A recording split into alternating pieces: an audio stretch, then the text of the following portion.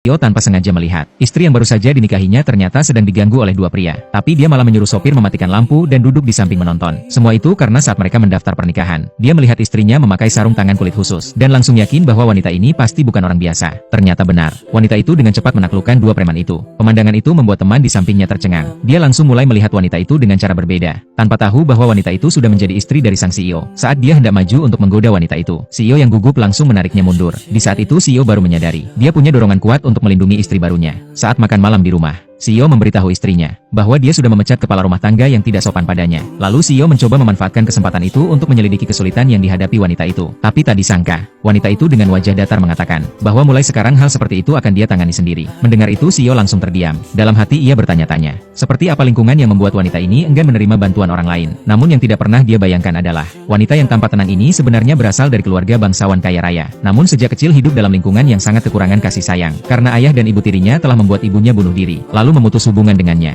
dan mengusirnya dari rumah. Satu-satunya yang menyayanginya hanyalah kakeknya yang sudah tua. Keinginan terbesar sang kakek sebelum meninggal adalah menyaksikan sendiri pernikahan cucunya dengan sang CEO. Demi memenuhi keinginan kakek, wanita itu pun setuju dengan pernikahan tersebut. Namun ketika mereka tiba di kantor catatan sipil, CEO melihat pakaian wanita itu, dan langsung mengira bahwa dia hanya ingin menikah demi status dan kekayaan. Padahal wanita itu hanya takut kakeknya meninggal dengan penuh penyesalan. Tapi pada akhirnya tetap saja terlambat. Saat wanita itu pulang membawa surat nikah, ia menemukan bahwa kakeknya sudah meninggal. Di saat itu, wanita yang kehilangan semua tempat bergantung benar-benar hancur secara emosional. Keesokan harinya saat pemakaman, wanita itu mendapati bahwa kakeknya telah mewariskan semua saham dan harta kepada dirinya lewat pengacara. Namun setelah dia menerima semua dokumen dari pengacara, ayahnya tiba-tiba menerobos masuk. Dia merasa bahwa warisan kakek seharusnya menjadi miliknya. Dan semua itu dilihat langsung oleh sang CEO. Itulah pertama kalinya dia merasa iba pada wanita tersebut, dan langsung mengajaknya pulang. Tapi baru saja sampai di rumah, wanita itu langsung dihina oleh kepala rumah tangga. Bahkan diperlakukan buruk dan disuruh menyiapkan makan malam sendiri. Tapi wanita itu tidak ambil pusing. Lalu dia memasak seporsi mie keong dengan santai. Namun saat CEO pulang dan mencium aromanya, dia hampir muntah.